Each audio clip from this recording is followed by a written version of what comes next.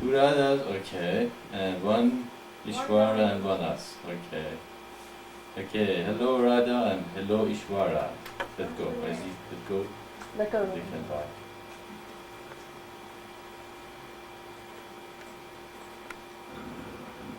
Hello? Hello?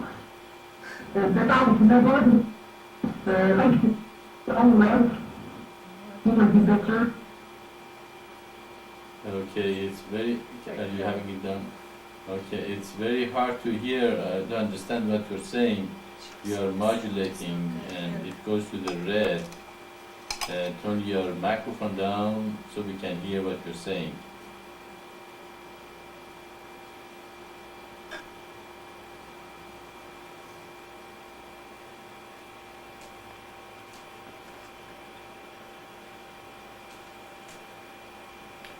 Could you close that window?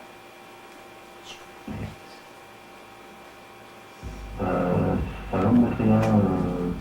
Salam Maitreya. It's so loud.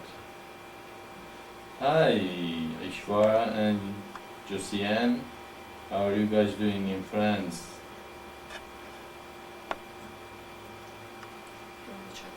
Can you get the volume down, Mazi, when they talk? Very well, thank you. Yeah, please. Well. Just on the microphone, is it? On the window, on the same window, on the iPhone window. You see that black thing under the microphone? That one, yeah, you can turn that one up and down right there. Okay, okay. Okay, hello. Are you having done it? Okay. Yeah, well, we are changing the format of our Satsang here in Mexico.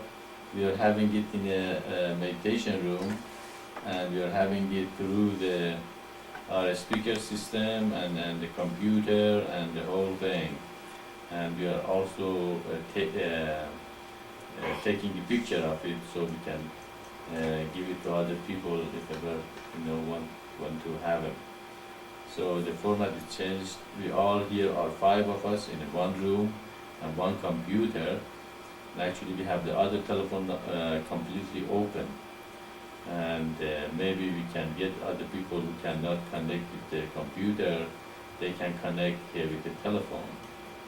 And how about Radha is, but you people, you guys sound a little too loud here for us a little bit, and we haven't been having a little hard time to understand what you're saying. So, but this is experimental this week. Mostly we're gonna solve the bugs we have in the system right now. For example, right now the mouse button doesn't work, doesn't lock, so I just have to sit there and lock it in. So we're gonna work in that from now on. We're gonna have it from here.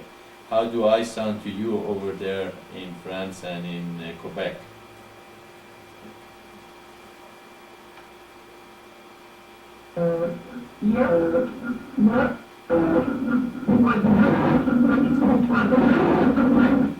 Is it modulating, Izzy? Yeah, incredibly. Yes, incredibly. Who was that? Rosa. Okay, it was Radha, you are modulating. Your either bring your volume of your microphone down or put the microphone away from your mouth, because we cannot hear, we can understand anything at all. It's absolutely modulating. Go ahead, try again.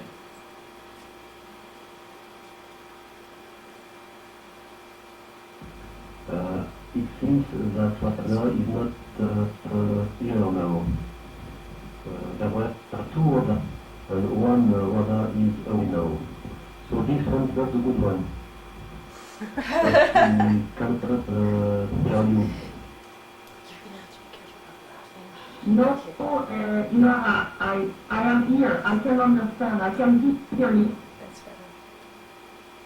That's better. Okay, Radha, that was much better. Also, you keep breaking up. It might be our connection or your connection, but you sounded good the last time. Okay, go ahead and talk a little more. What's that? I was wondering how you sound today. I think it's difficult today to have good connection. Maybe the servers are on a holiday. To what? Or on a holiday. The servers. Yeah, I guess the devil doesn't like the thing we are doing today, huh? And then doesn't get the connection going pretty good. Well, anyway, we are gonna solve these little problems. It's okay. You start sounding good. So how is our connection, Isaac, over there?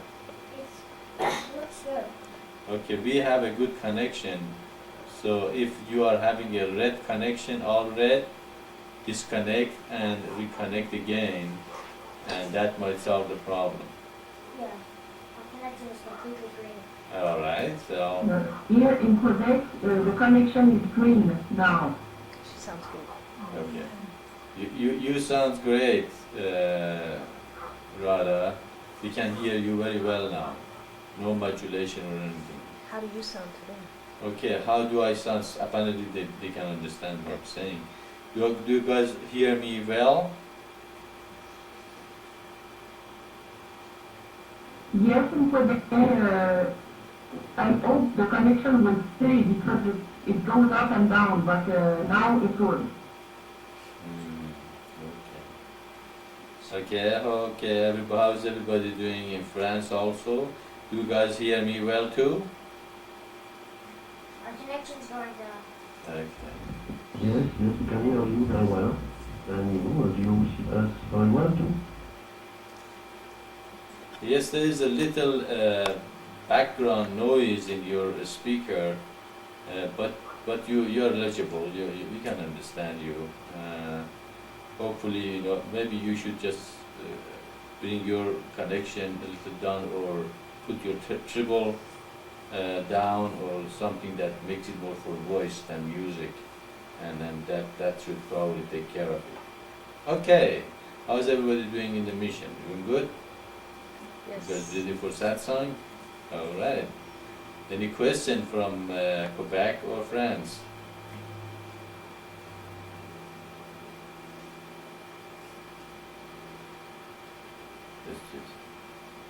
As you get silence, huh?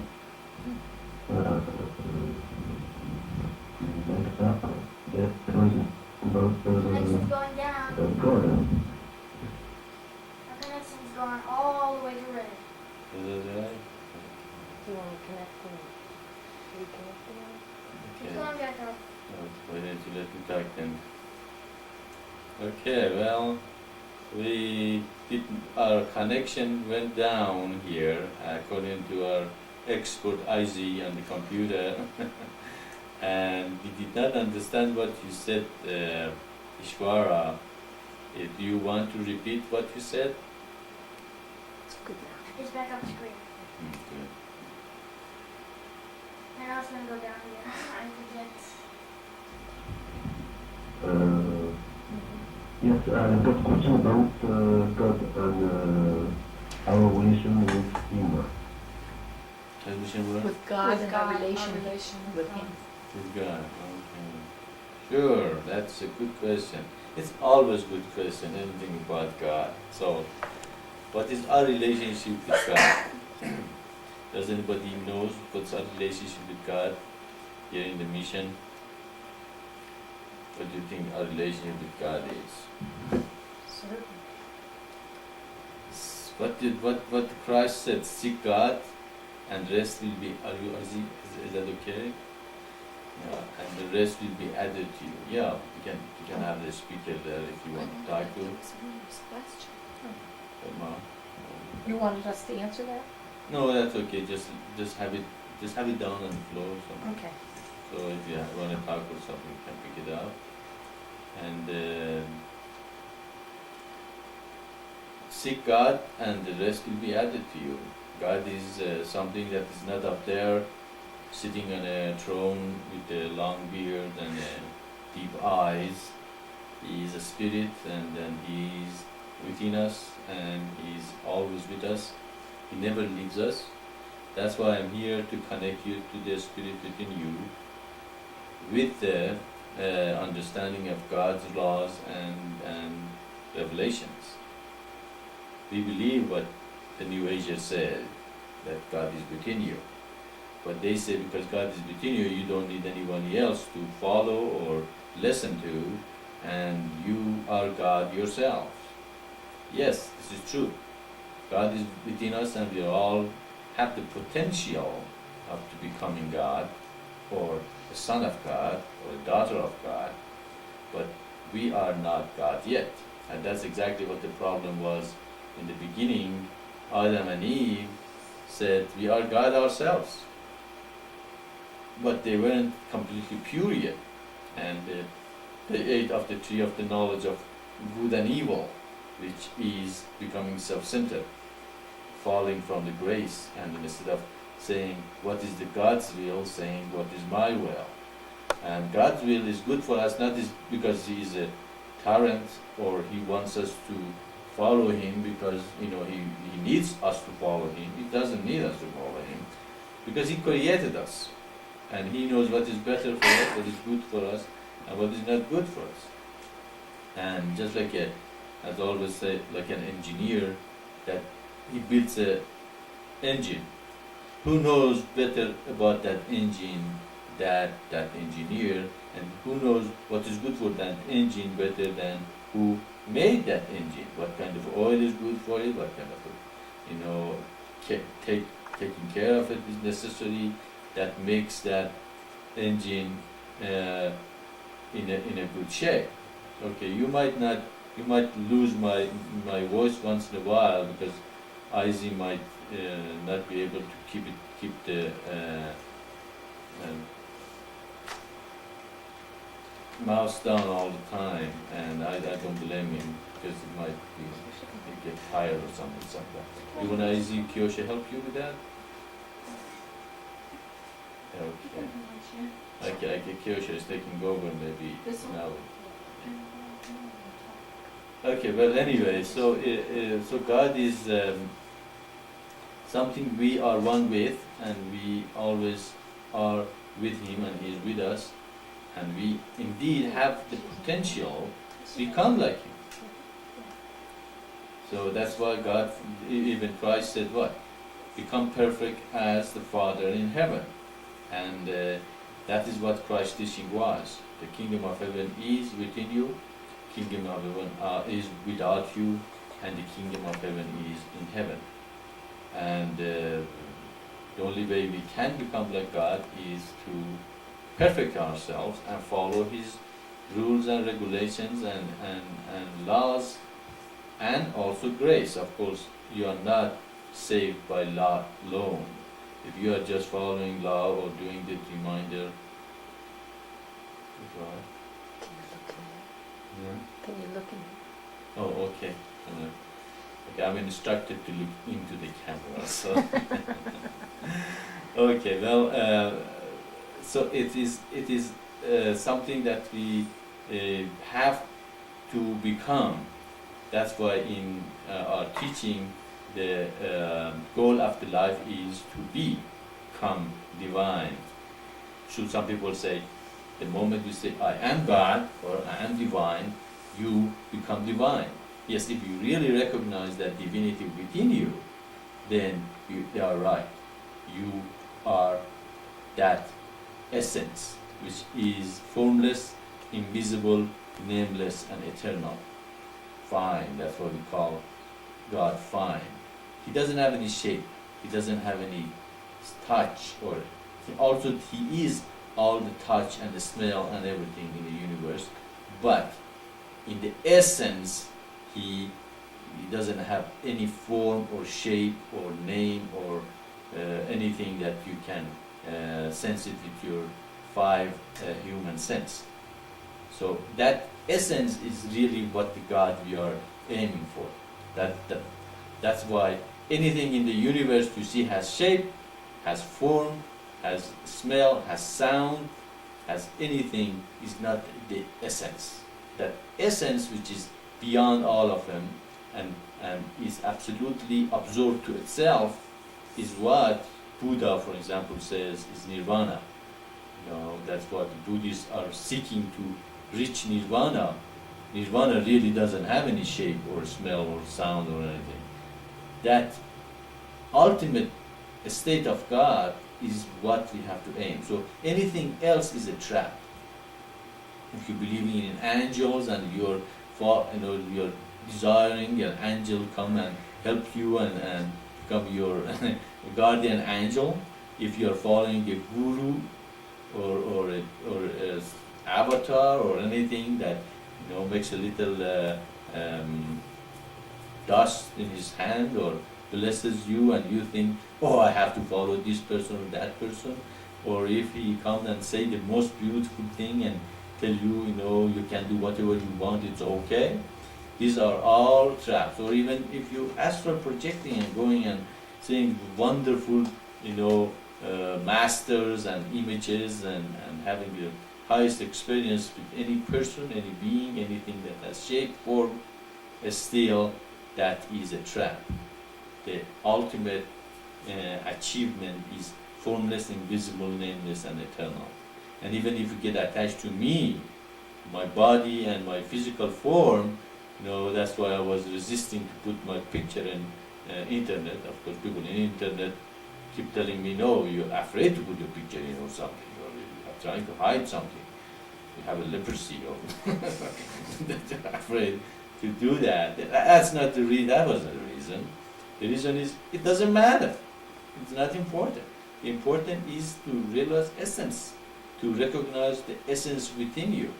It doesn't mean you have to, completely disregard me and be nasty to me. No, that's not good either. But in a sense, know that I am just a representative of God, and actually I confirm the existence of God. Why and how? Because He said, such a person with such a revelation will come. Now, it's here. What do you think? Do you think God exists? You see, God exists because He said He's going to do this, He did it. I'm going to go now, maybe in 100 years, this body won't be here. But would this teaching be here?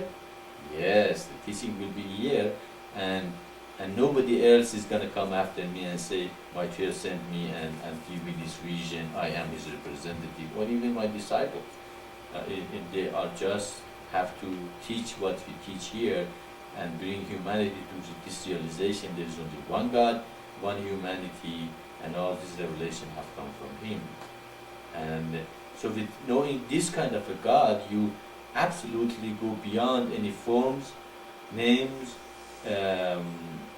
sights, any form of manifestation to something is absolutely have no form, no manifestation, no physical body or anything, and you go beyond all the traps that you can see. Millions of people have fallen. They are attached to the guru, they're attached to the master, they're attached to ethereal beings, they're attached to the name of a person, and they're attached to the Messiah or anything. Of course, that's true. Christ said, no one goes to the Father but through me. But what does that mean? You mean you go through His physical body? No, you go through His words. You go through what He taught us. If we understand what He taught us and we follow them, we go to the Father. So this is the same thing for Prophet Muhammad. It's the same thing for Moses. It's the same thing for Abraham. They say the same thing. They say we surrender to God. Bring God to your life in the highest level. Make Him the first being in your life, and follow His laws and become perfect. And why Moses would stone people who take the name of the Lord in vain, because he wanted to be perfect. He didn't want to take the name of God in vain. They wanted them to become perfect. They wanted them to realize God and bring God to their lives. So if we follow those words, His words, would we reach God? Yes. So Moses was the way, the truth, and no one would go to the Father but through him. Was Christ the same? Yes, he said the same thing. If your eyes defile you, what did he say? You take it, plug it out and throw it away. Your hands defile you, cut it off. Why? Does it really, he meant to physically cut it off, or he meant to clean up your eyes, to clean up your hand, to clean up your consciousness? Okay? If you do that, then where do you go? You go to God. Because that's how God is. God is perfect. God is pure. And that's how we become. You can't just become pure by believing such a person is a good person, is from God. Okay? You haven't done anything. Maybe he makes you yourself to be a little more aware of your imperfection, and you become more willing to become perfect. But really, it is you who have to decide that, yes, I'm going to dedicate my life to God. Now, how am I going to become one with God? How am I going to dedicate myself to God? I have to go to the words of God. That's why he sends his word through his prophets. That's why the prophets come here. God is a spirit. God cannot just come and talk to every person. Even if he wants it, not every person is pure enough to hear him. And you might hear him a little bit, and then your ego comes in and you distort what God said. That's why he has chosen prophets, and when he chooses a prophet, that prophet cannot lie. That's why they cannot just simply lie. And that is why God chooses them and he cleanses them. And if you study the life of all the prophets, you will see that all of them go through a period of intense purification. Although he's already in a very high consciousness and God chooses him many, many times and know him, but even in his lifetime they become very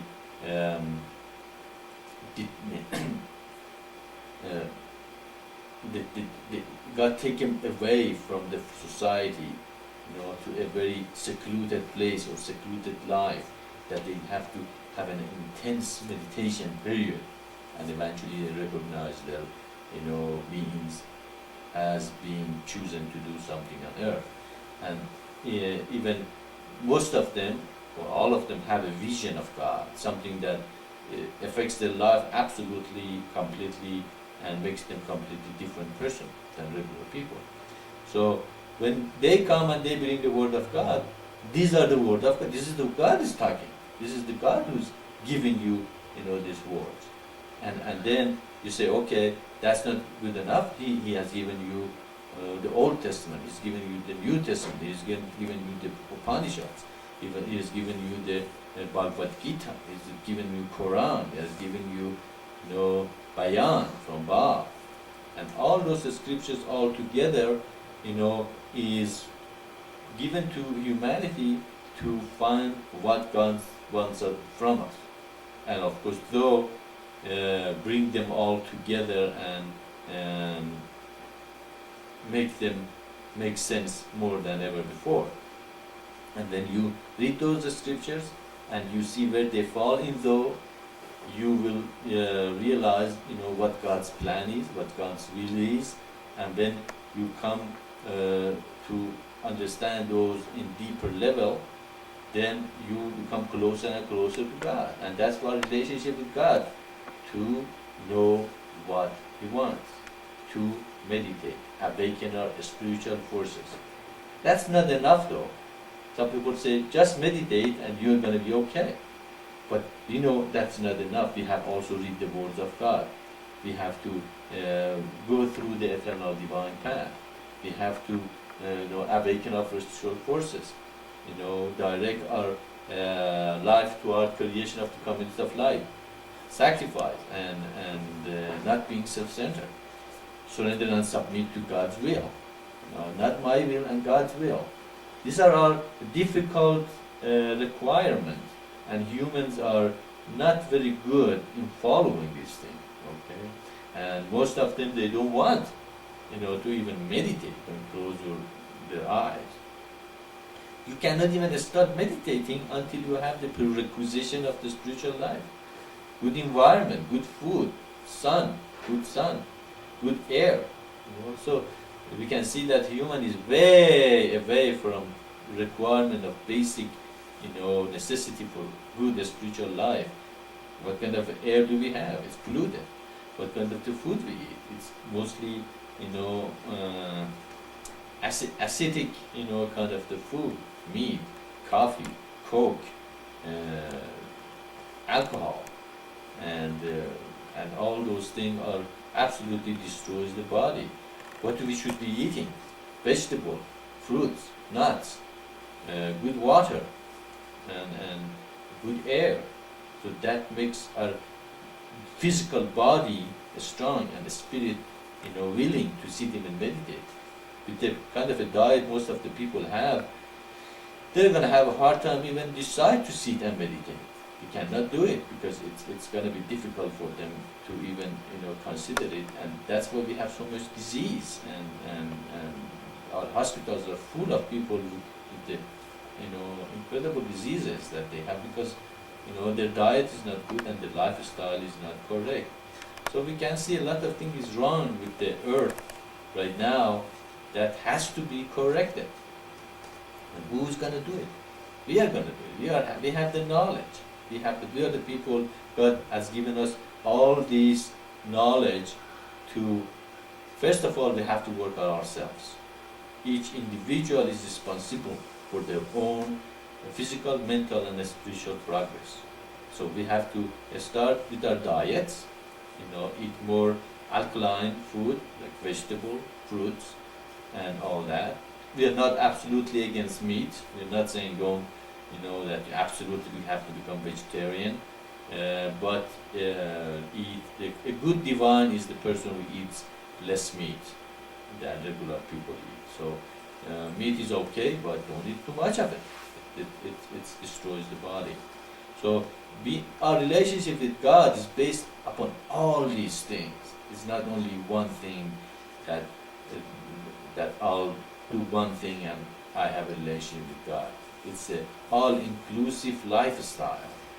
Okay, you put your life absolutely according to His revelation and His will, and you bring an environment for yourself and others that accelerate your connection and their connection to God.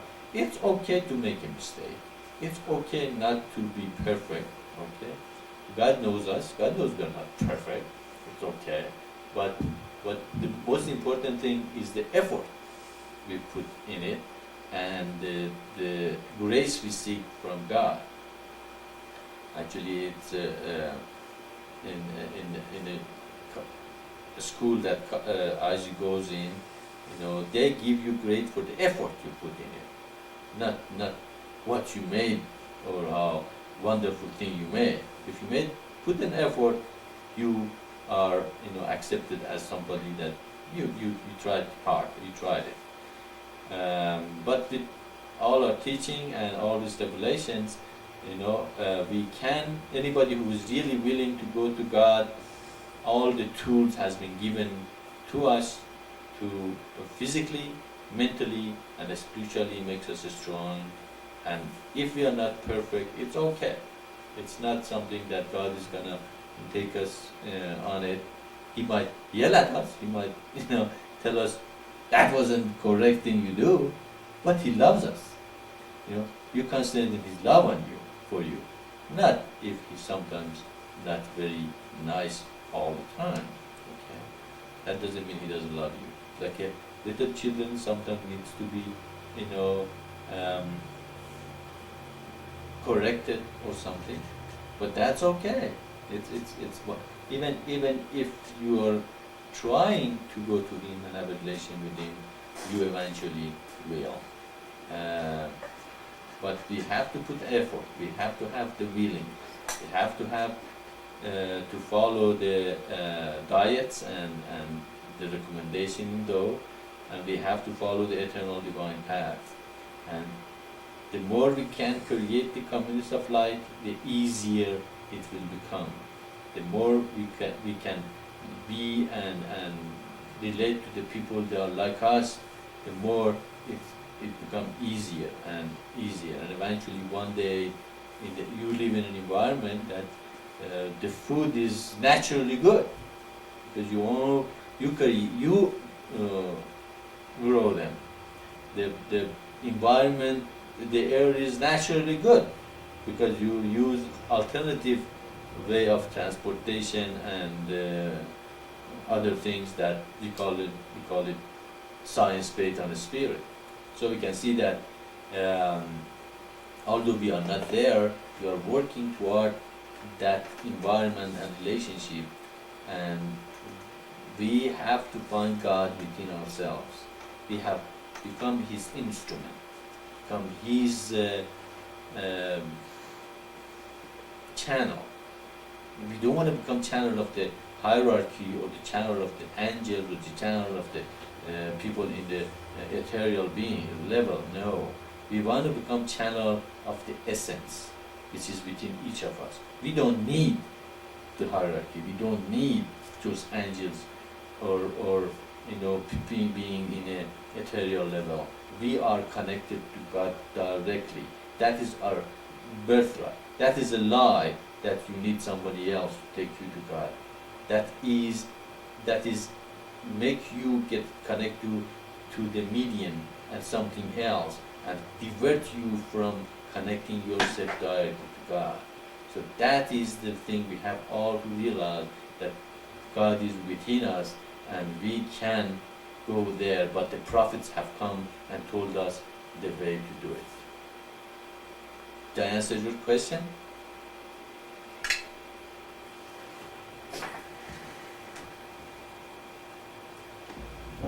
Yes.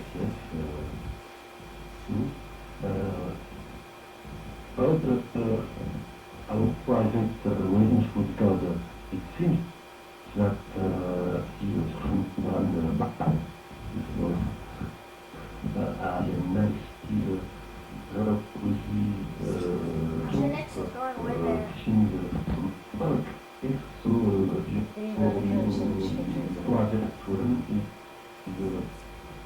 more stronger and people exactly understand which kind of relation that with God.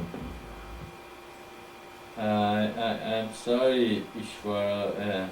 Our connection went way down, and I don't know. Is that our connection goes down when the other people talking, or? Only if sometimes, like. Yeah. Are you having? Okay. Are you holding it down? Okay. We could not understand the question, Ishwara. Can you say it slower and more deliberately, very slowly, and let us hear what you said again?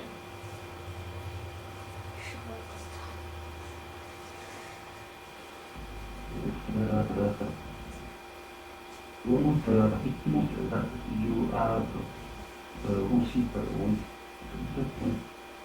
to be like more strong. And because you say it means something like that. Do you understand? Did you guys understand what you Maybe said? Radha understands it and she could try Radha. Okay, Radha, do you? Okay, Radha, do you have good connection? Maybe you have good connection with us, and you have good connection with Ishwara. If you understood the question, maybe you repeat and see if we can understand it then.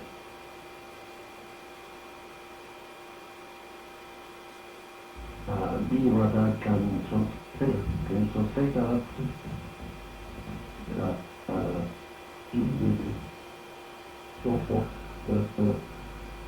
À propos de la relation avec Dieu, Now you sound relation Slowing down. relation privée avec Dieu, très intime, c'est Dieu, c'est moi qui donc il va avertir eux maybe we should just close to speakers Connection isn't rock bottom. talk. I think it's the connection. When the connection Connection is is a good, rock it bottom. sounds good. Connection is all red. I mean, you can try. Even she doesn't understand. Sometimes it works if you on est de nourrir. I say, once you disconnect and connect again. Yeah. Well, Ok, let's le tell gars him. est en Let's train tell de him. venir, mais moi, ça va très mal. She's speaking French, that's okay, go ahead. Disconnect and connect again. No, right there. Right there. Hang on. And then come out. Right click, I see, on the thing. Right click, okay. No, no. Wait, you just And better now? Yeah. Hello, okay. Hello? Okay, can you hear us out? Okay. We disconnected and reconnected. Go ahead if you want to ask the question again. Ishvara, que tu peux reposer la question, s'il te plaît? What? She's talking French to Ishwara. Okay.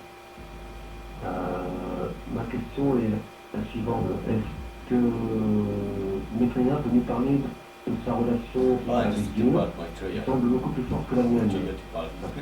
Savoir que Do you guys have any questions? entre ce que dit Dieu et ce qu'il dit lui-même. Bien qu'il soit très proche de Dieu, il fait bien la différence. Souvent, on m'a surpris en disant c'est pas mon ordinateur, etc. Tout vient de Dieu, etc. Est-ce qu'il pourrait préciser justement cette relation spirituelle qu'il a avec Dieu, tu sais, qu'il reçoit ce qu'il reçoit dans l'amour, et que moi j'en reçois même moins des révélations. Okay, I will try to translate the question. Ishvara wants to know your Maitreya, your private relation with God is different from your mind also, and Your private you, relation with God is you think you receive stronger, or yes, you receive more precisely what God wants from you, and we don't receive those from God. So can you talk a little bit about your relation, your private relation with God, that is different from ours? So like, Okay, with Aramin. As I understand it, Ishvara wants to know relation between me and God, and what is the difference between this relationship and relationship you and God, right?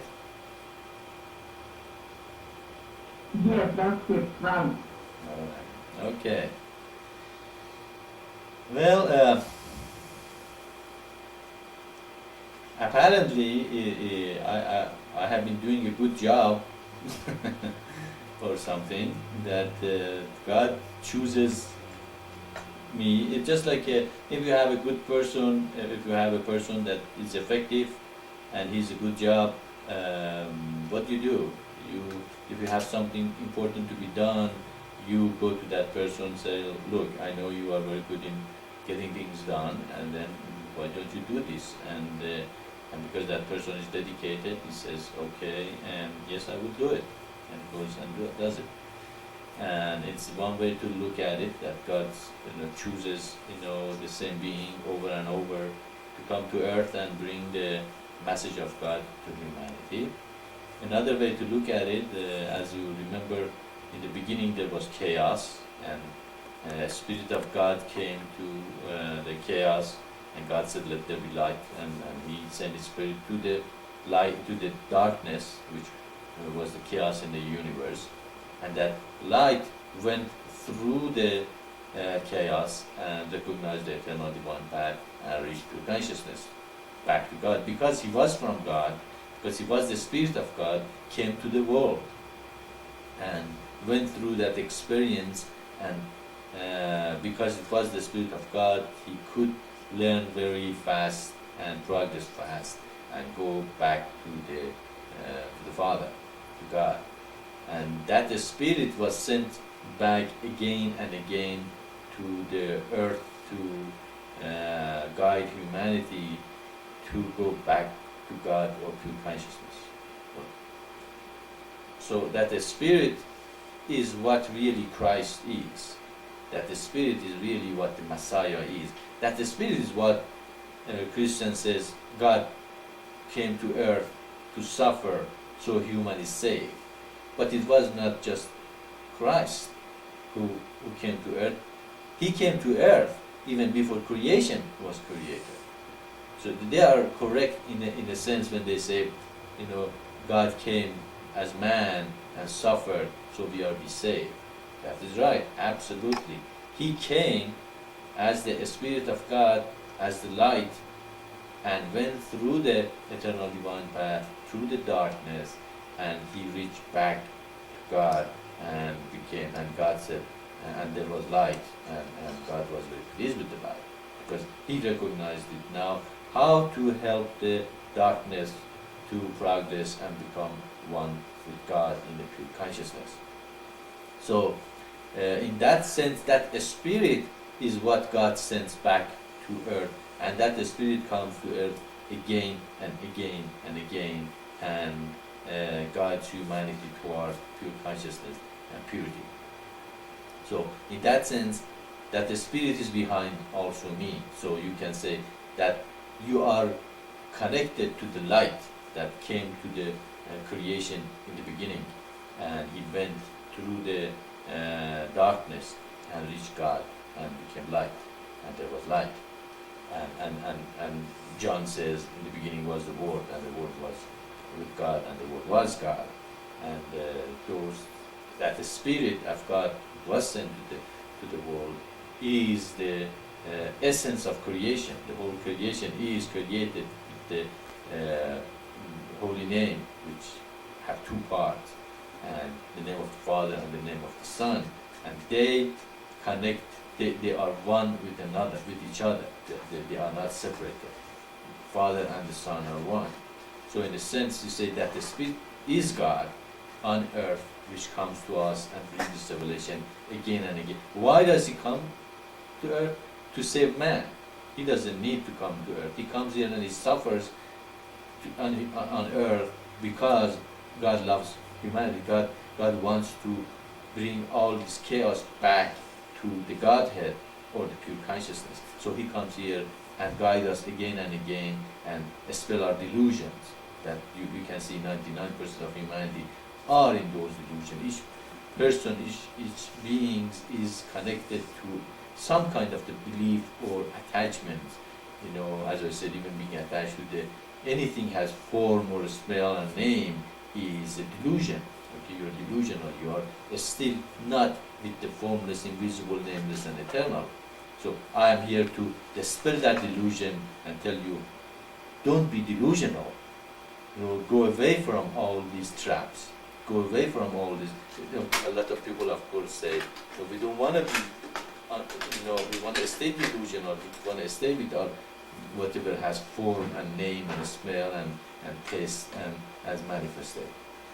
So, but the people who really wants to get away from the delusion, they understand my teaching and what I say makes sense to them. Say, yeah, if God is a spirit, anything has form is what?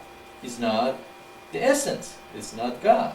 So you can see here is, if by understanding our teaching, you will dispel the delusion and you will free yourself from all kind of attachments that comes to your way.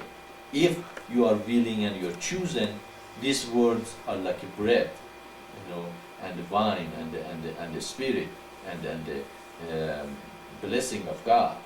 If you're not, they are like a spike or very not nice, because you want to stay with your delusions and you say, no, Maitreya, what Maitreya says doesn't make sense, or I don't want to give up my tradition, my delusions, or my attachments. So you see that the Spirit comes to earth for those who are ready and willing to follow, the last step of their delusions and dispel them and say, well, we don't want to stay in delusion anymore. We want to go to God directly, and that makes them to go to the next step and become free of all the bondage of this physical life. So we can see that.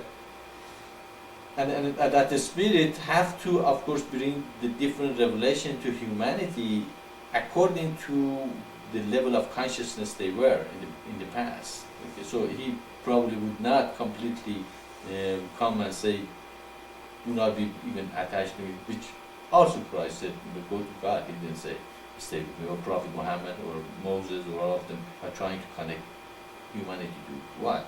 They're connecting humanity to God, not to themselves.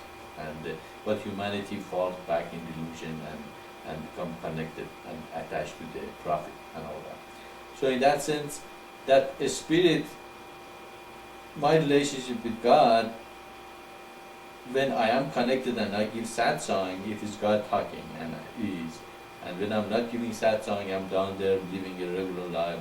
I'm a regular human, and I live like a regular human. I eat, I sleep, I walk and talk and all that. But when these words come through me and God's spirit is on me, then you are listening to God. You are hearing Him talking to you, so take His word and this word as the truth. And if they are not the truth, then I don't want to talk about them either. I just rather not talk at all. And so that's the difference between me and the rest of humanity, is that God somehow choose this vessel to be His mouthpiece, and tell you guys how to dispel the delusion, create the communities of light, purify yourselves, follow eternal divine path, know that there is one God and all this revelation have come from Him, and with all these things, purify yourselves and dispel the illusion of whatever you might have been in before. And if you can, bring your family, bring your friends, bring your neighbors, bring your nations, bring your whole earth to this, revelations and teachings, and let's create earth which everybody can grow physically, mentally, and spiritually from where they are. And so we have better human, better earth, better people, better religion, and understanding God in a much deeper level. That is God's desire is, and that's why I'm here. I'm not here to bound you to myself. I'm not here to make a lot of money out of you guys. I'm not here to, become rich or anything like that. I'm already rich in spirit, and so it is not none of them. My only wish is to see all of you dispel the delusions that you might be in, and come together, become brothers and sisters, and friends, and wives and husbands, and sannyasins and teachers and students, and together create communities of light, communities that everybody have somewhat individuality and freedom under some laws and regulation from God, and which create a good community, not being self-centered, not being always thinking what about me, being surrendered and submissive to the will of God and stuff. No, my will. I don't want to do what you tell me to do. You don't have to do what I tell you. You really don't. And but if I say something and it makes sense and it makes you a better person, it's according to the word of God, then you have to listen to it. You're not doing me a favor if you listen to God's word. You are doing yourself a favor.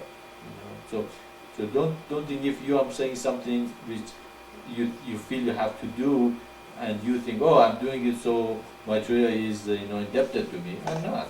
It's between you and God, and you have to realize that when you do something which is according to God's word, it's going to affect your life. You become a better person. You are going to have a better life. You're going to become more pure. And those are the things God wants us to see to manifest. Create the communities of light based on the pure couples. That is really, really the essence of our teaching. The creation of communities of light based on the pure couples, based on the teachers that they dedicate their love to God and in teaching and helping the community. Two very important ingredients. The sannyasins and the married couple. That go so well hand in hand. Married couples, create children and they create home and beautiful environment. Sannyasin have a place to live, have a place to progress, have to reach. Of course, they're supposed to reach out to humanity, help the couples at the same time, and they go hand in hand very well, and that is wonderful. And so, in a sense, that is my life is all about. To teach these things to humanity and to you, and that you take it as the word of God and go for it. And so there's no argument, there's no nothing that should come between us. It needs your understanding and my effort. I'm willing to put my effort as much as it takes to get these words out and see people hearing and understanding and accepting these, and eventually find 144,000 Paravipras that their life is absolutely dedicated to manifest this thing on earth and humanity. And so, I listen with God when I'm out of this satsang and down there in life. I'm just like you, I'm a human.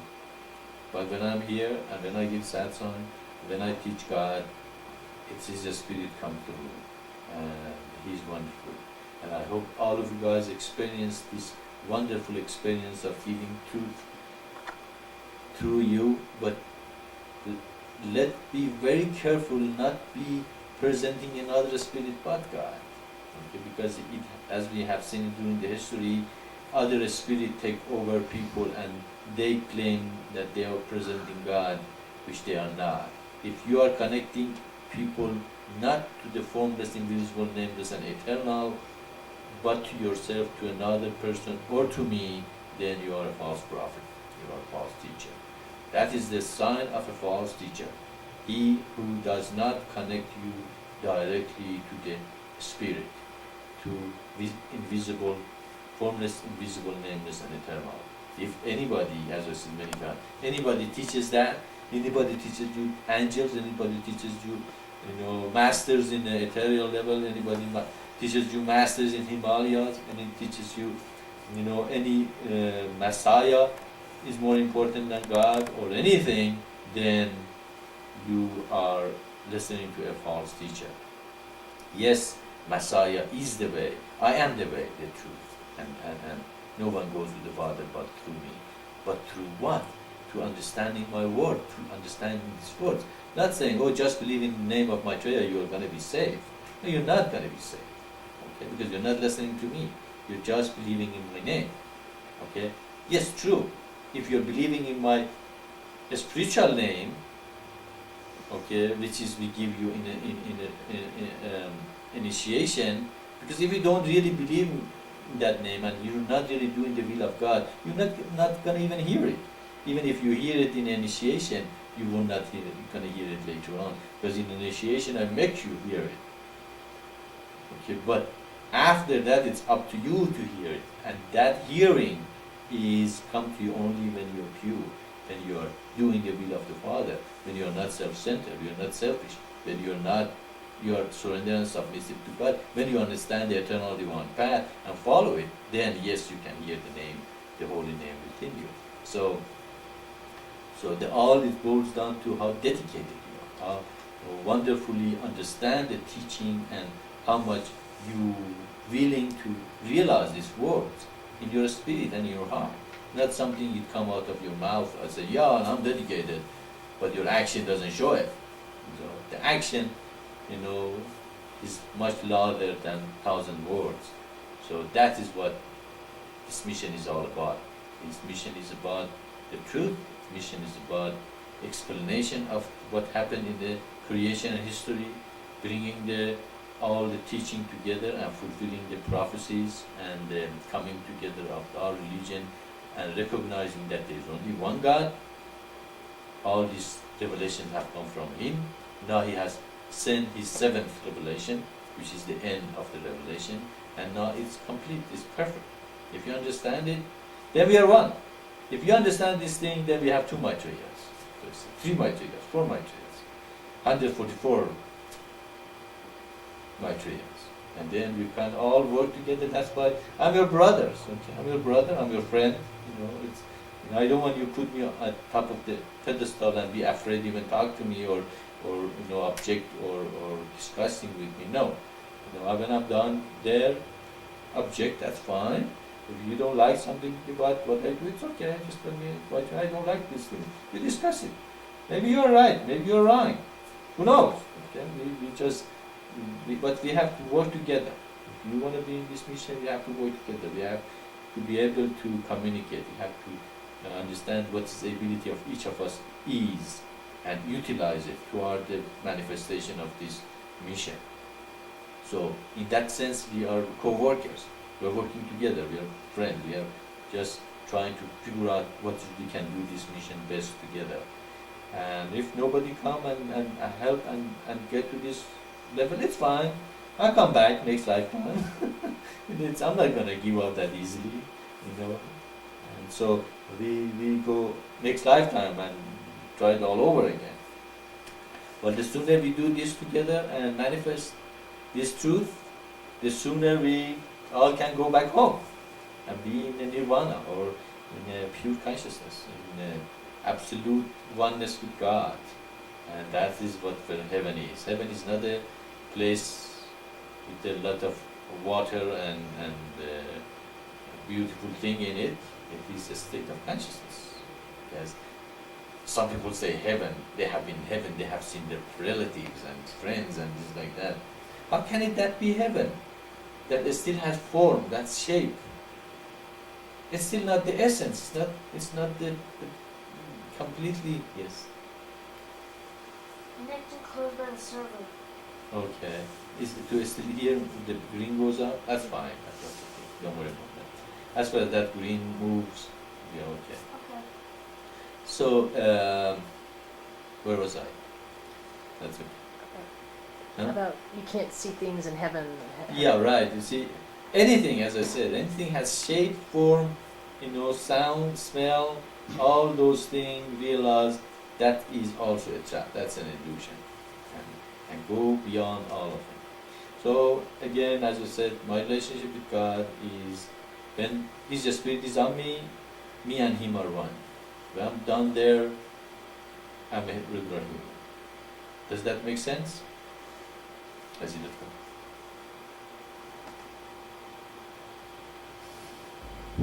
That make good sense. big sense. Good sense, good sense. That makes big sense. Okay. Yes, Ishvara. That's one thing about our mission. It just makes sense, doesn't it? It's so freeing when you realize these things are so simple, and humans are looking so hard, to realizing this thing and recognizing this thing. And hopefully this teaching will expel all delusion of creating all this. Even Buddhists, create that. What's that heaven they say Maitreya lives in? Anyway, they say Maitreya lives in that place, in that heaven and all that. That is in delusion. So how can a Buddhist who believes in nirvana lives an ethereal place? Why do you want to get attached to an ethereal place? You're supposed to be attached to the nirvana, which they call it nothingness. Is ether nothingness? That's not nothingness. It has form. It has shape. Who are these ethereal beings that trap these people? Why they do that? Because they want to become God themselves, and that's one of the things humans falling is they want to become God. Yes, you have the potential of becoming God, but you are not God yet. And when you are God, you are not here anymore. Okay, you are in nirvana. You are in pure consciousness. So why waste your time and you can see the whole world is trapped in I'm God, no you are God, I'm better than you, my guru is better than your guru, my ethereal level is better than your ethereal level, my being in ethereal level is better than your being in ethereal level. I travel better in the in the astral projection than you do. just a confusion. You can just go in those news groups, no wonder, But you will not be confused if you know our teaching. Who cares? I don't care about your guru or ethereal being using. I am going to pure consciousness. I'm going to the essence of God. These are our traps. See, we can see all those people on the internet in the New Age, 99.99% are where? They're trapped. They're trapped. They're trapped in those beings.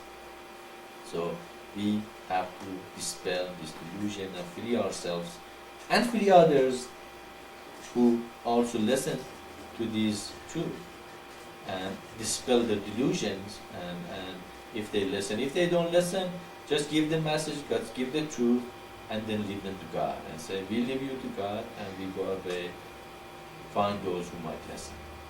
Okay, any other questions? Let go, Lucia. Let go of the... Are you still... She has it down? No.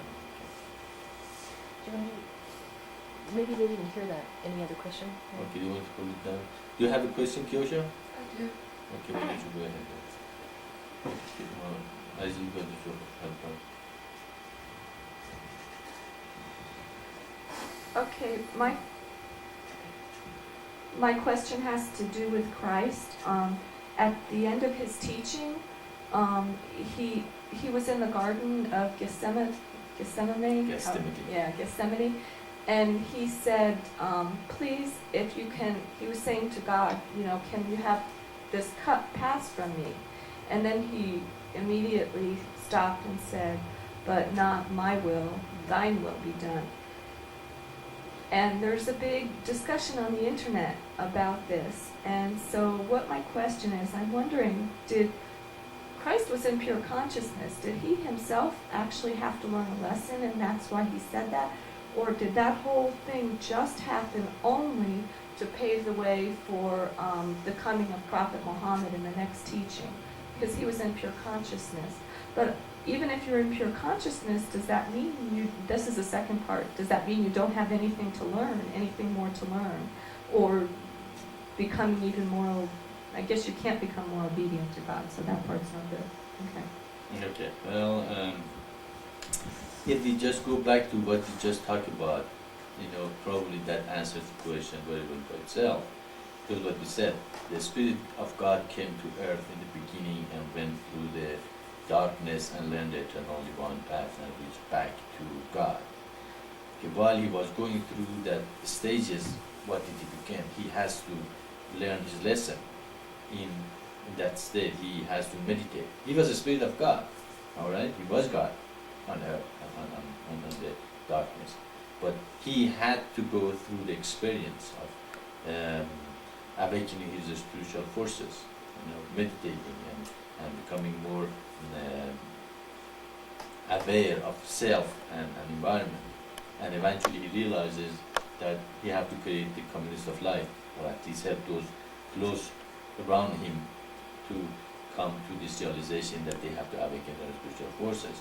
Then he has to have realized that he shouldn't be self-centered and selfish and think about himself all the time, but about the community and sacrifice and all that. And then eventually become submissive and surrendered and become universalist alternative of that, as we have explained, though how the first begotten Son went through. Yeah. You're disconnected.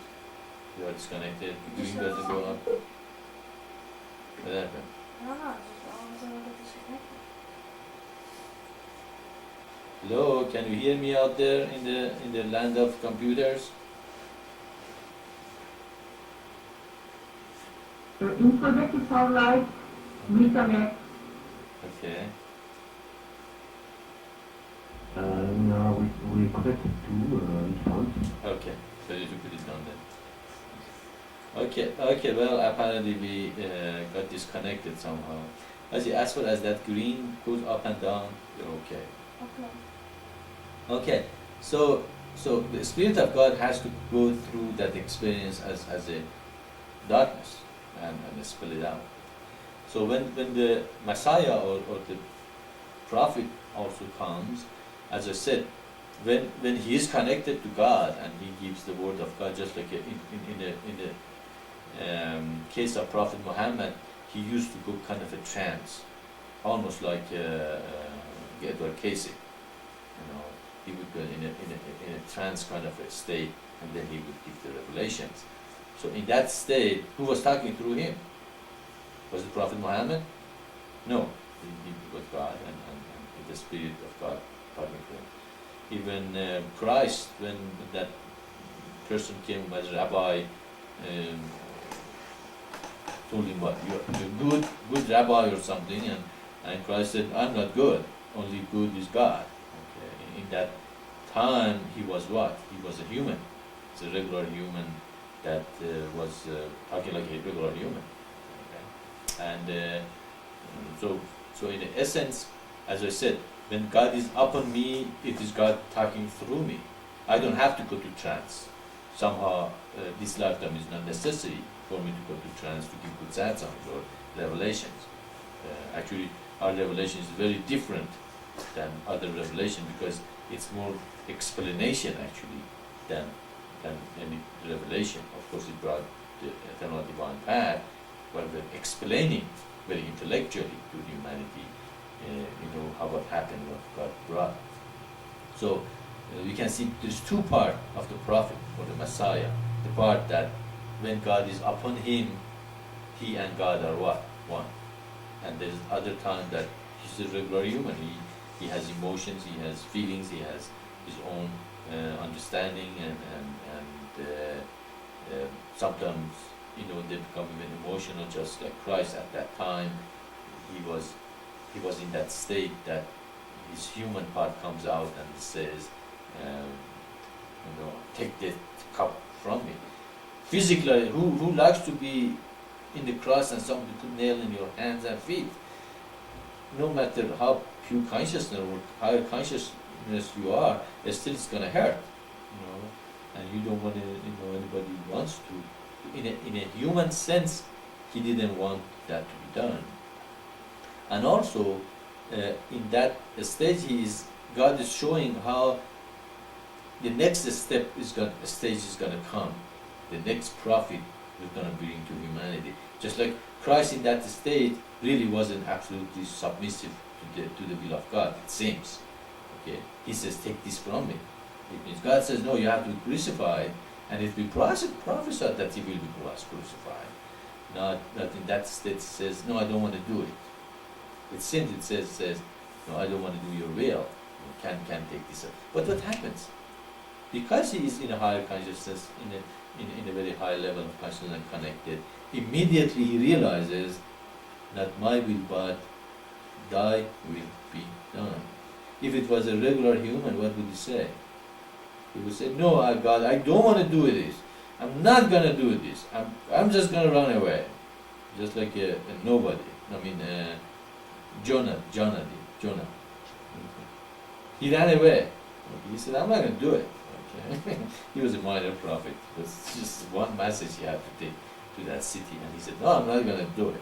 But Christ, it's in a stage, they're going to crucify him. And he knew, he already told his disciple that's what's going to happen. But his human part says, no, I don't want to do it. Immediately he realizes, no, I have to be surrendered and submissive to the will of God. And then, after that lifetime, what revelation does he bring? He brings the revelation of surrendering and submission. It's just like in the last moment of his life, in the previous lifetime, it has to be revealed to him that the surrendering and the submission is the very important, in a spiritual life. In that life, he was teaching sacrifice, which he went to the cross for it.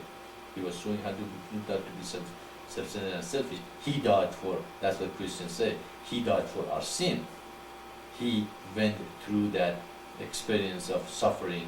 But he didn't go through that experience of suffering only in life of the Christ. When did he go through that experience? He went before even the creation was created. He went through that experience of suffering and going to the darkness and realizing the eternal divine path. So that a spirit behind him had learned the lesson already of being surrendering and submissive. But in that lifetime, he had to demonstrate it again, maybe even for our own good, for our own understanding, later understanding. Then I explained it that he became surrendered and submissive, and the next lifetime he brought the surrendering and submissions part of eternal divine path. Then he what? It strengthened our revelation, isn't it? It shows that God was teaching that that is what the next revelation is going to be, surrender and submission, through Prophet Muhammad, which the same Spirit and Christ and all that came to humanity. So we can say there is two parts in a prophet. When he's connected, he is one with God. He is the Spirit of God, and God comes through him. And there is a human part that's human. It's like me and you, has emotion and understanding, has needs, wants. But of course, maybe he is not as human as most humans are. His desire to serve God is probably greater than a lot of other people, and his life is more dedicated to God than regular people, and probably he is purer than many other people and humanity. But it's not that he's absolutely always connected to God. That's one misconception a lot of people have, that the prophet or Messiah is connected to God all the time, and that's not true, because we can see even Christ demonstrate that many times in the Bible, that he gets emotional. He gets sometimes said, what did you say? Told me this morning. He says, I can't remember. yeah, well, sometimes he says, just as like then take this cup away from me. Okay. Generation of vipers. Right? Generation of vipers, I thought maybe. No, many times he personally really didn't want to do this, go through When he said he wanted to go up to be quiet, that he was troubled, that his soul was troubled, that his spirit was troubled. Just the Spirit said his soul was troubled. So, He asked his disciples to stay with him and pray with him, because his soul is just like a regular human. That his soul is troubled. He's emotionally exhausted person, and so we can see even he's very well demonstrated that that Christ or Messiah is a human. Okay. But he presents the Spirit of God on earth, because God is a spirit and he needs to represent it with the physical body, otherwise not many people can hear it. But when he comes, he says the truth. When he gives the revelation, when he throw the money changer out of the temple, that the Spirit of God is doing it. That probably those money changers been in that temple for hundreds of thousands of years. Nobody threw them out of the temple.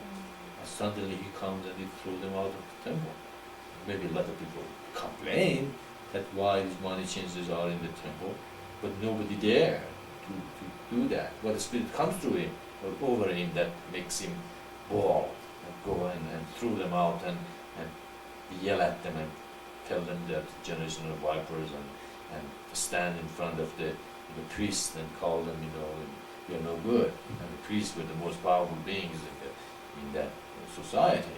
Just like, going to one of those dictators in one of those third world country and tell him, you're stupid. Your work is no good. You are a dictator. What do they do to you? They put you, under arrest and probably kill you. So, but he didn't care, because the Spirit of God was with him, and that was who was doing it. But in another time, he is desperate and lament about, his spirit is in is trouble and all that. So you can see two sides of the same being, when one is bold, incredibly powerful, and says beautiful things that it goes to your heart. In another time, he is troubled. So if we believe that being in pure consciousness means never being in trouble, then why Christ was in trouble? Why his spirit was troubled? Okay. So again, this teaching makes sense, that yes, when the Spirit of God is on the Prophet or the Messiah, yes, he is one with him. But when he's not, he's a human. And he might be a little more godly than regular humans, but still he is human. He has all the human emotion and feeling and all that. So that's why even we have to be compassionate even toward the prophets and toward the Messiah and toward the teachers, and pray for them too. They have a strength, they have the ability to discern and recognize and realize the truth and bring this to us in a greater degree. So we shouldn't completely become attached to them. Again, that's good actually, because again, you shouldn't be attached to the prophet, but God. You realize you are dealing with another human that happens to have the Spirit of God as a channel to bring you this word. And this word is the relationship between you and God, and that is how you go to God through me, through my words, and recognizing them and going to God. Not being attached with Maitreya and say, oh, Maitreya is always in pure consciousness. So he's always, so I don't have to do anything, he's going to do everything for me. No, I am the way shower, you are the guy who's going to walk it. So don't put that trick on me. So, and also by recognizing this, you recognize you love Christ as he was, and you empathize with his last moment of going to cross and feeling his pain, that he had to be crucified, he knew it. How do you feel if you know they're going to put nails in your hands and your feet? Would you like that? Would your spirit would be troubled? Would you want that to be happening to you?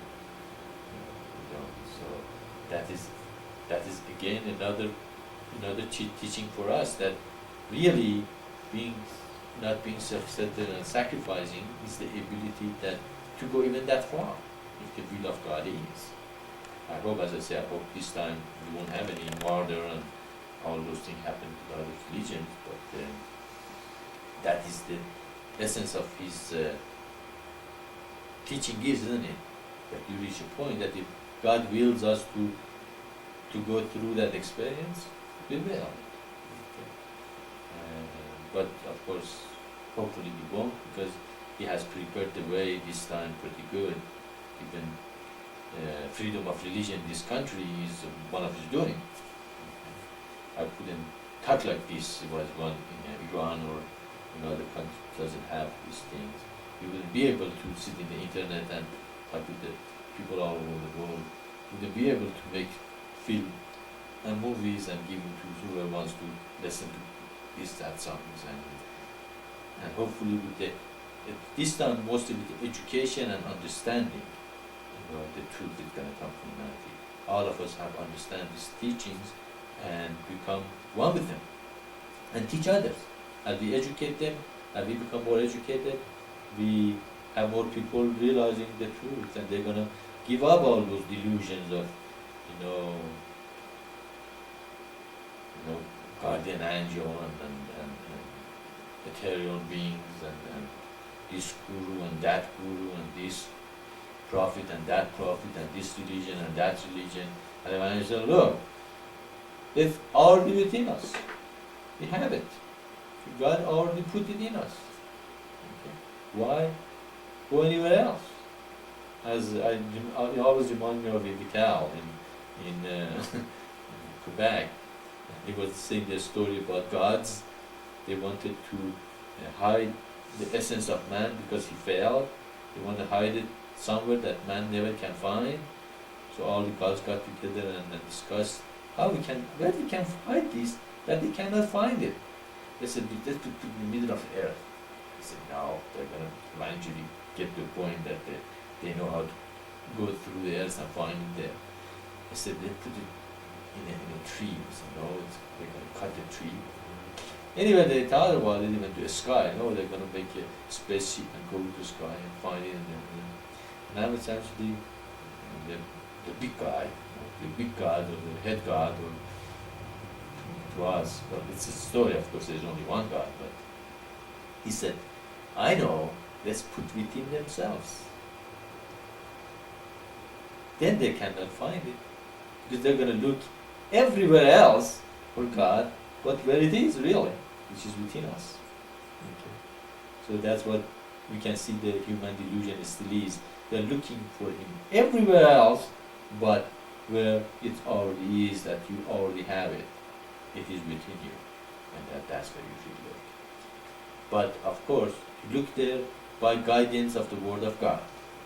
If you don't go with the guidance of the Word of God, you might be taken with the other beings that are not as pure and beautiful as God is. So you have to be very careful when in your meditation that what comes to you is according to the Word of God, and that will guide you not to be taken over with the unclean spirits. So in that, answering your question, it happens as God always does. It has many reasons, many purposes when God does something. One is he in one essence, maybe his human part came out in that moment, and the spirit got, became troubled, as he himself said. So he didn't want to go through it, friends. Second was, in that lifetime, God is manifesting that in lifetime, he realized this surrendering and submission, to the will of God. So the next time he teaches, the essence of Islam is surrendering and submission to God. So in the next lifetime, he takes the same theme that he left in the previous lifetime. And third is that, it is given for us to strengthen our belief and faith in these revelations. Again, of course, God promised to both Abraham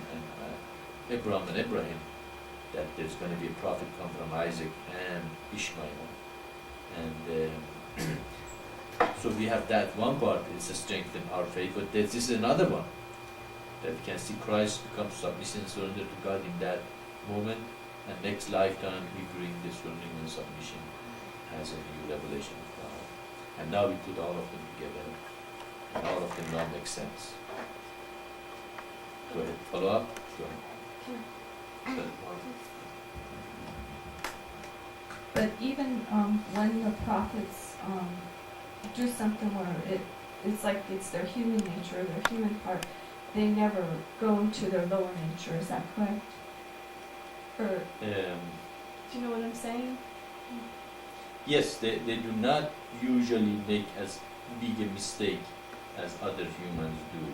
And even sometimes, even it might seem they are not completely going to their higher nature, but there is a reason for them for their action, strengthen their station where they are. So yes, God is protecting them very, very well. There is no doubt about that. So in a sense, no, they don't fall to the lower nature, absolutely. That's true. Okay, any other question here?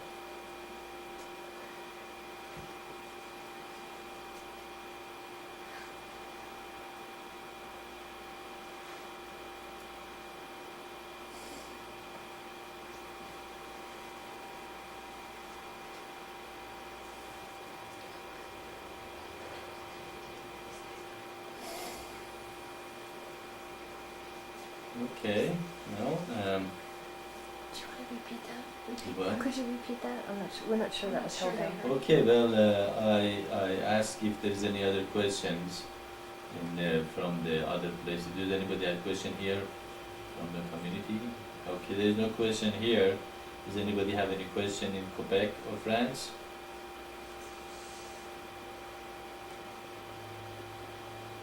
No, I don't have comments.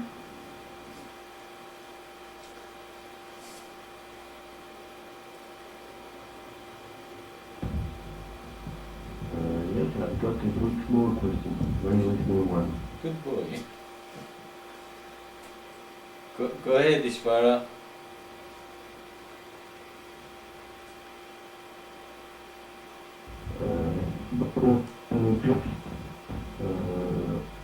I'm going to ask Vara to be Sure. s'il te plaît, Lise. Est-ce que tu veux bien de me faire détailler pourquoi au niveau de la clinique vestimentaire, il y a certaines consignes au niveau de la mission de Maitreya? Par exemple, que les femmes sont juste en pantalon, ce qui peut être gênant et même presque choquant pour les autres. If you had learned French, I think you would know what it says. I think the one in Sandy Prada, Parce que même problème que le voile, it's not Spanish, just French. que les musulmans, si on demande de mettre But it's easier for you to learn French though than les femmes, Spanish. c'est juste, ça peut être A gênant, lot of Spanish c'est moins people. religieux comme ça. Oh, okay. Merci. Then learn French. Yeah, It's Spanish is a very lot more easy. useful. Yes, I understand the question. The question is about the clothing.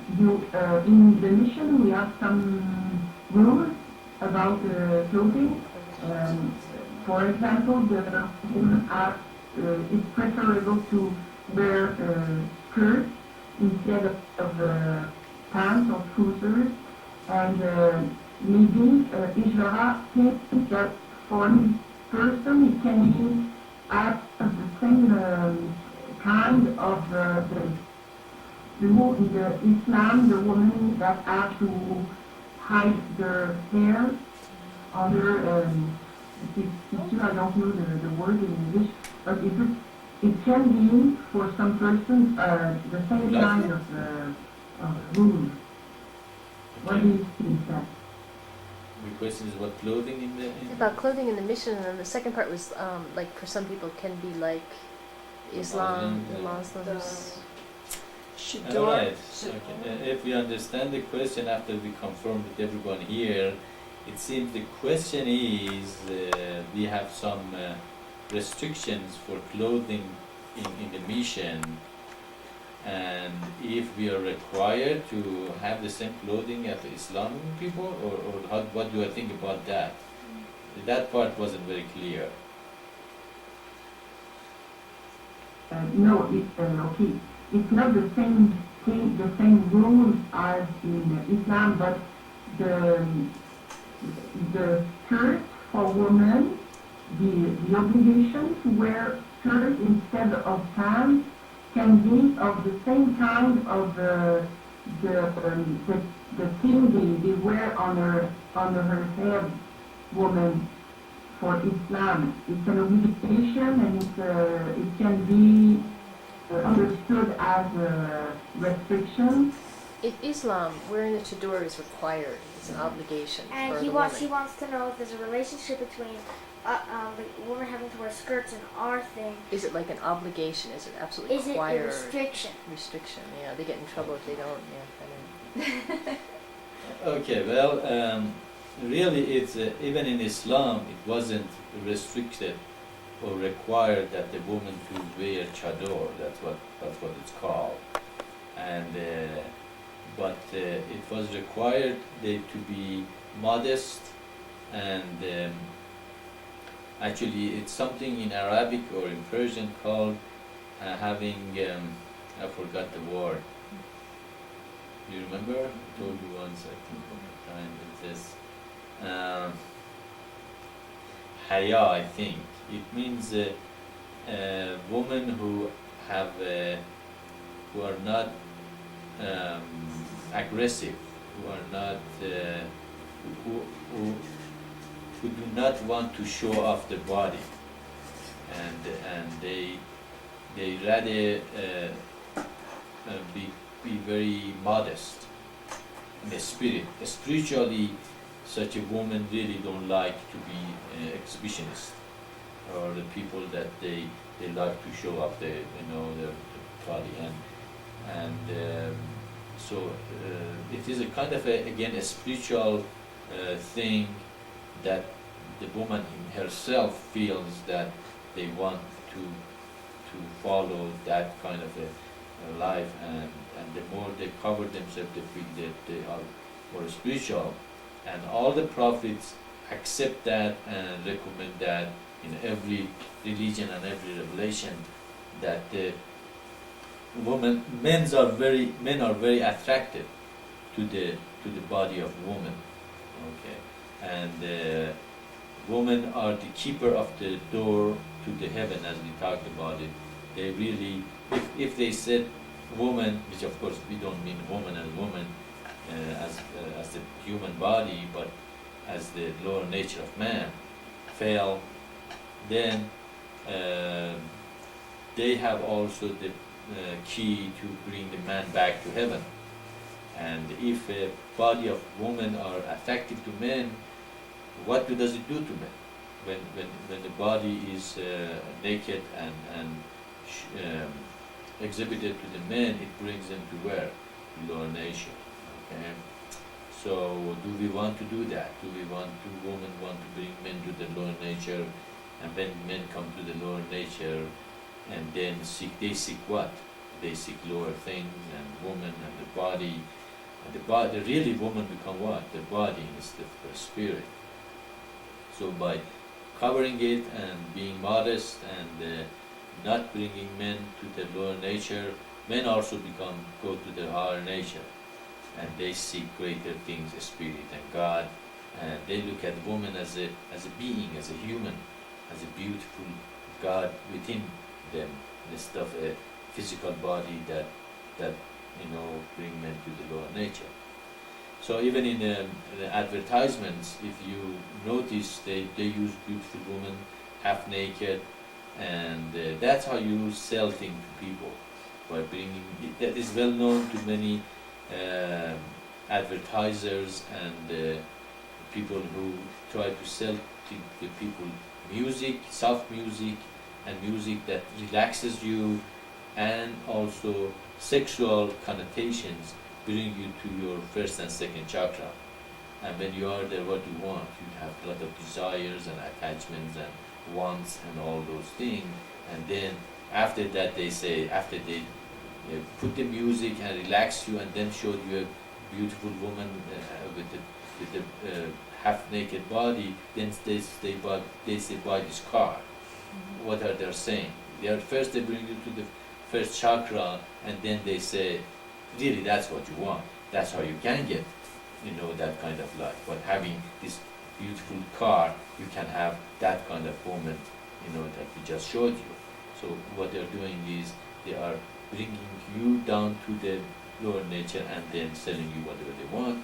And as you can see, many people are buying heedlessly to eat this advertisement, and they're buying things they really don't need, and they're spending their money for the things that they really not that necessary, and that's why they have been using these techniques that they know it works, but they tell you Muslims are no good. They're telling their women to hide themselves, and they're restricting them, and they're bad people, because that's what they want. They want the whole world follow their things, but the whole idea is not having a long skirt. You might have a long skirt, but still be a loose woman. Okay, that doesn't work. Okay, you have long skirt because you want to, because you desire inside that you want to be modest, because you understand these things, that how women can affect the society. Okay, and they have great responsibility to bringing men to their higher nature and make the men look at them as a beautiful being, not as a physical attraction. Okay, so again, it's not restriction that we are putting on women, it's a restriction women should put on themselves by understanding these teachings and by realizing how they are able to help the society to come to the higher nature and stop this kind of advertisement and that mentality that it's okay, show your body all over the place, and at the same time having a spiritual environment. You won't. It just won't work together. And so Prophet Muhammad also didn't say you need to put chador on. It was a tradition in those part of the cultures that women used to, chador, and eventually there is no place in Quran that it says you have to wear chador.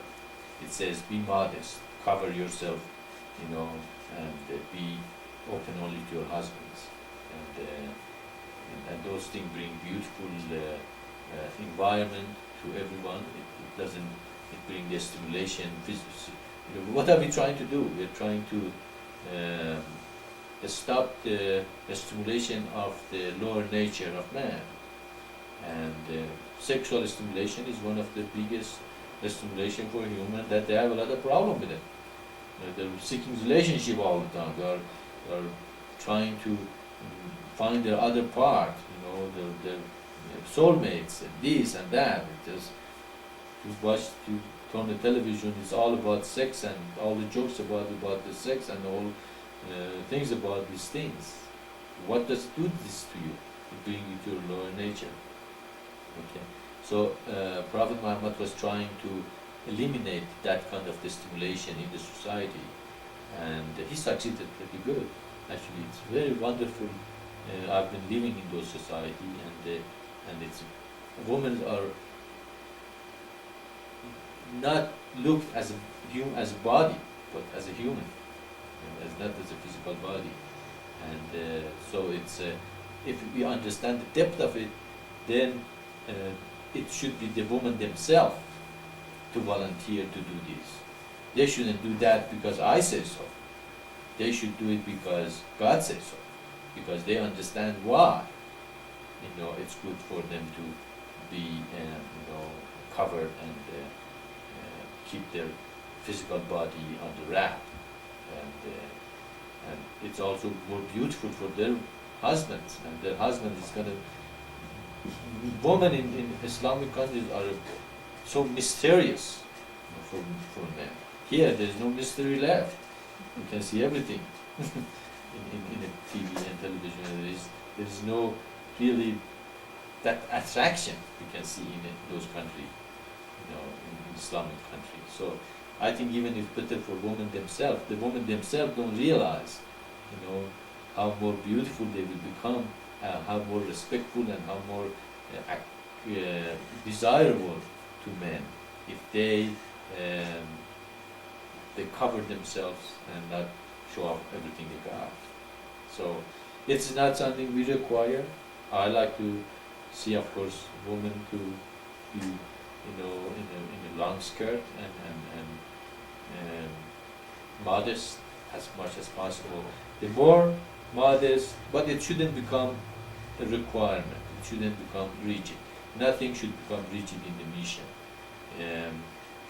because if it's a requirement, then the women don't do it because they want to, but they have to. Anything you have to, it's no good. That's another thing about this teaching. You have to understand why, not just do it because I said to do it. Because you want to do it, because you realize if the society that we have in the communist of life, women are emphasizing in their beauty, in their spirit, in their nurturing, in their motherhood, in their wonderful ability to be the center of family, then that is the most important thing for you too. And then you will comply with the requirement of God that cover your body and wrap it up. But if you don't want to do it, then if you are forced, just like there are a lot of, even in Islamic countries, there are women that cover themselves, but they are loose women, okay? And they're well known.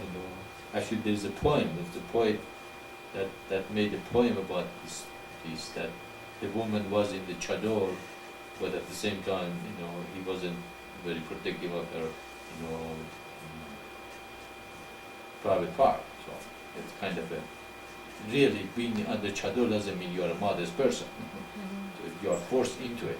So it has again come from spirit. It has come from you. It's come from your realization.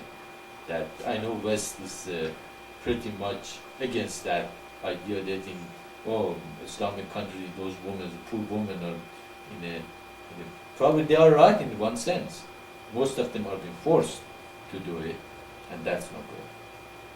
But if they understand why they are doing it, then they can be beautiful women, educated, well taught. But we do not require chador, no. You don't have to wear chador, but be modest. That's all required. Does it answer the question?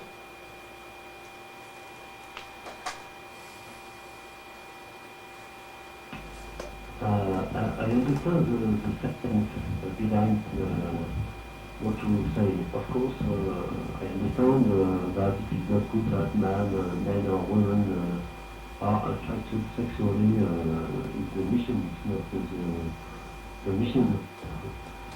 But the sense is very clear for me. But for French, for an American, maybe an American woman, when she wants to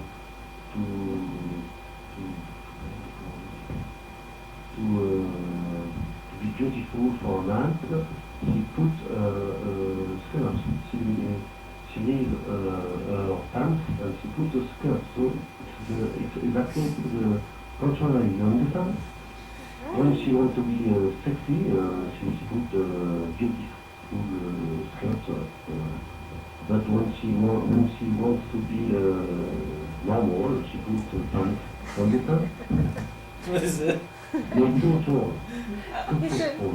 It kind of sounds like a contradiction because usually when a woman puts a skirt on, then she's trying to be attractive and sexy. Husband. Yeah, to her husband. When she puts pants on, it's just regular clothes, kind of get It's work just done. normal. Yeah, it's just normal. It's very interesting, like wedding dresses. You have dresses at a wedding, but you don't have pants everywhere else.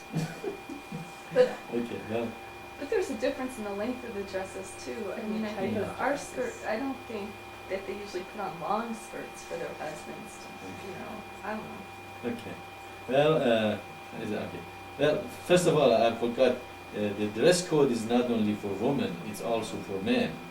And men, we are recommended not to be naked from belly up and from knee down. So they should cover from the belly to the knee, at least, okay?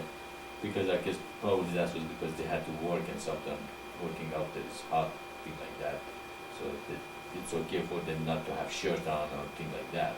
But even men are recommended to be modest and that. So I talked about women because mostly that's what most of objections are. But men also are supposed to be modest and keep the body as wrapped as possible. And they shouldn't even be showing the body. But about your question, well, as we understand it, you are saying that women wear shirt, a skirt or thing like that to look beautiful to their men. And then when they go to the wedding, they wear a long shirt, long skirt to be modest and all that. And that's what I said. It is for the women who understand the implication of their action and how it affects the society and how they feel about how they affect the society themselves. And also if the women are taught from the very beginning of childhood that they should manifest their beauty as a spirit, as a being, as a human, and keep their beauty of the body for their husband, when they grow up, they're beautiful inside and out, because their husband is going to love them because they're modest, they are chaste, and they are dedicated to their husband and God and their life and their family, and men would love such a woman. Okay, and the physical beauty fades away. Okay, women have the physical beauty only for 20, 30 years. After that, all of us, change the shape of our body. We lose all that beauty. But if the man loves you for your body, what happens when you get old? They just forget about you because you don't have any beautiful body anymore. But if you base the whole society and the community on the spirit and beauty within, and dedication and love, that you love that person not because of the body, but because who she is, then the body doesn't matter, does it? Okay. So you see, women want that love for forever. They want for the rest of their life. They just don't want for it.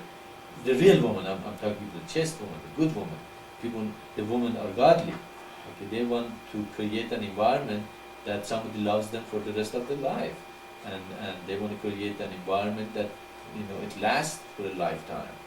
And having a beautiful body doesn't last for a long time. So again, you have to emphasize the spirit, the beauty within, the dedication of the couple together, the life of the couple based on God. That such a relationship doesn't fade away with the bodies fade away, because the love and beauty between them is based on a much deeper level, and they love each other even when they're old and crooked and all that. And that does not come by showing off your body. Actually, the woman who shows her body all the time, she says, "That's all I got." Okay? You should love me because of these. And when they got old and crooked, and the man leaves them, and she gets surprised. Why she left it? Well, he wanted you for the body. There's not there anymore. Why should they stay around? You didn't have beauty from within. So this thing is thing that the real woman understands very deeply, and they prefer to be covered and show their beauty outside instead of physical body. And one of the things this society teaches women is show your body, show your body. That's what you are. That's what you are. You are your body. You are your. And the man says, "Yeah, I like your body. I like your body. But it's not good. You are old. I'm going to go to another body which is younger." So, is that what women really want? I don't think so. I don't think they want that at all. They want deeper relationship and deeper understanding from men. They want to be respected. They want to be loved. They want to be, looked at as a being that help them in their life, and not just go with the first beautiful body they find after her. So we can see even in this level, we have to be taught from the childhood that is what's more important, not our body, but our spirit and our soul. And if they understand that, if we teach our children things like that, when they grow up, they look at other being as a soul, not a physical body. And that another sign that we can see everywhere. Even in the West, it didn't used to be like this. Okay, it's getting worse and worse every day, and the people are buying to it. That yes, that is the way to go. It's okay. I do whatever I want. If I want to just go in the street naked, it's okay. Even men, that we have a lot of transvestites, which they wear women's clothing. Okay. And you said, the women wear pants, and that's exactly, it's in the Bible that it says when women start wearing men's clothing, that's the end of the world. Okay. So even God is not, very much in the favor of a woman wearing men's clothing. Okay. And pants is men's clothing. That it used to be. Okay. I don't think even in the United States people wear pants 50 years ago, or even 30 years ago, or 40 years ago. So these things are man-made, that has been creeping to human consciousness, and they are changing things around and saying it's okay. But God clearly says in His scripture, it is not okay. Okay. So we have to teach our children to these things, bring a much deeper level of spirit into society. And that's what the Communist of Light is. Communist of Light is an environment that a stimulation of the lower nature is the minimum possible. And so we can consider it in higher thing. Actually, a woman who's modest, is much more beautiful to his husband than if she, shows off her body all the time. So this thing has to be recognized with us first, with the woman that they like to be in the mission second. They have to realize themselves. It doesn't affect me. They can be half naked. It doesn't affect me at all. It doesn't make any difference to me. they can do whatever they want. It's up. It's affecting them. It is not required something I require. It's something they have to require of themselves by understanding why. If you have any follow-up, go ahead. I hope I answered the question. If not, go ahead.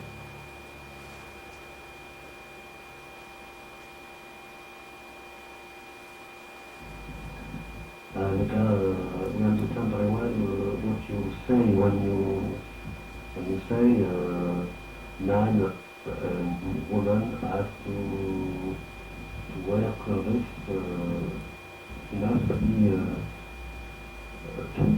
add their skin and so on. We understand very well because To be modest.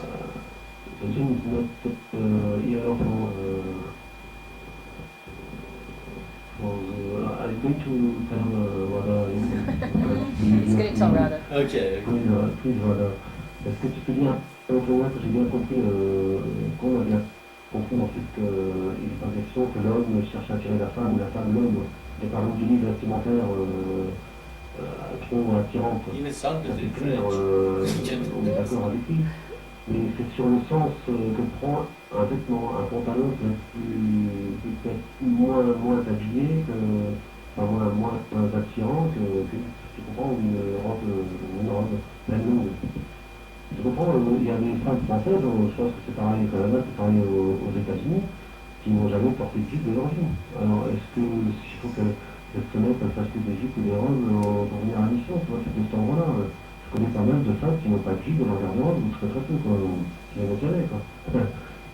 S'il te plaît, Radha, essaie de bien traduire votre pensée, parce que c'est clair qu'il n'est pas question d'attirer les uns les autres dans la mission, c'est pas le but de la mission, ça c'est clair, on est d'accord là-dessus. C'est sur le sens que prend le pantalon ou la jupe. C'est ce qui veut dire à une femme qui n'a jamais porté de jupe, qui n'a jamais cherché... He looks like a Satsang. He's going to translate all that. Comment est-ce qu'elle emporte dans la mission pour ne pas attirer puisque les raisons les hommes. Merci Radha. It sounded so much like Arabic. D'abord, je dirais que si la personne qui veut venir à la mission comprend pourquoi, elle doit changer sa façon de se vêtir, il y a moins de problèmes là. Bon. Maitreya, it's about Ishvara understand very well the reasons of to be modest. But the question, the point is on the meaning of the clothing, the meaning of the pants, trousers, and the skirt. And Ishvara it said that a lot of people will say that the trousers are less sexy than skirts. But okay, it's about the meaning of the clothes. But it's And not true. he says also that some women are left wear something else than pants. What? Like, That's what it. is this? That some women have never worn anything else except pants. But that's a new tradition. That's something that's... I think But it doesn't matter, it's what God Was he says. trying to ask, was he We trying- are trying to find out exactly what the question is here. We're confirming with everyone. Just be a little patient. Okay. I think he was trying to ask, why women wear skirts and men wear pants and not the other way around. And he feels that a skirt is more More sexy, sexy more than attractive than pants. But But it depends upon the type of skirt. Yeah, a very tight skirt, Yeah. yeah, but it's not true. A Well, pants it's show done more in a than the- way, than the probably skirt. to some men, that's beautiful. Women look beautiful in those kind of skirts. So in a way, Well, you we know, can- if it's your wife, you know, then they look beautiful, and that makes you think, But it's you know, not- maybe they're it sexy. doesn't But show beautiful more. isn't the same Right, thing. it, right. It exactly. doesn't. Beautiful yeah. isn't the same thing Thing as is sexy. That's So- true. But the That's thing true. is, what's the difference what our opinions are, Yeah. you know? Right. God said, Right. you know, All right. Okay. According to this ladies here and I see is the discussion is, first of all, it's a new tradition. It didn't used to be that women wear pants, they didn't wear pants, so it was a man clothing. Second of all, IG suggests that being beautiful is different than being sexy. So apparently we are not against being beautiful. Women can be beautiful, and that's actually probably recommended that be beautiful and clean and all that. It's okay to be beautiful, but not showing your body. And the third opinion is that probably you're talking about the skirts are very tight and it shows the body again instead of being just a skirt that it covers the body. It's flowing and something like that, so that makes it different. And the fourth one, of course, is in Ma's opinion, that's the God's word, and God says do not wear men's clothing, and who cares what says what. So that's the ultimate word of God, and he says that when women start wearing men's clothing, then that is the end of this era and the end of the world. And so that, and what is man clothing? Men were wearing pants for thousands of years, and women weren't. So that apparently that's what God meant when he said men's clothing. He meant men's clothing, which meant pants, and and the pants has been worn with men. Actually, I have seen women who wear pants even in Iran, in those villages. This is a different kind of a pants. It's kind of a shiny kind of a material they wear, but they also wear something over the pants. It's not. It doesn't come all the way to the knees, but it's a little higher. But it covers the sexual part. Okay, that is beautiful, and they wear them, and they work with them, and they sit and do all the things they have to do. But and also they have some people, they have pants, but at the same time they have a longer skirt which goes over them, so again covers their body and that. And but the pants that the women wear now is the pants is very thin, and then they don't wear any underwear underneath, and they try to show off as much body as possible. You can see all the curve and their body. So I think that has a very sexual connotation into it, and it has no way you can say it's just for comfort of it. Okay, so we can see that the attempt here mostly is to show the body off, and that is, I think, the objection will come from. And the objection is women have to become spiritual, beautiful mothers and manifest that part of themselves instead of being attached to physical body, and the physical body become crooked. And if the women understand that, I think they will agree themselves that their body is gonna become old, and those who don't, they're not a spiritual woman. They're mostly physical, and they, when they get older, they realize, wow, that wasn't very good. I'm not pretty anymore. I can't show up my body anymore. Yes. And I think that everyone in the mission, all the women in the mission that were used to the culture of wearing pants, and then when they came to the mission, it seemed a little bit odd to switch from wearing pants all the time to wearing skirt all the time. I know, Ma was saying, but I've never done that, and you can't do things, and I said, well, just try it. And I think it happened to all of us. And then once you start trying wearing skirts all the time, it becomes so regular. And we garden in skirts, and we ride our bicycles in skirts, and it's no big deal. It's just kind of what you wear, and it's very comfortable. And even though, in the beginning it seems kind of different, once you try it and you realize, wow, you really are more modest, and you're not getting funny looks anymore, and it does work. Well, that is the opinion of a woman. Well, I'm not a woman, so you have it right from the mouth of another woman and how it works. And I have never worn a skirt I never will. And if I do that, then I'm transvestite, and then I have to think twice about God's word.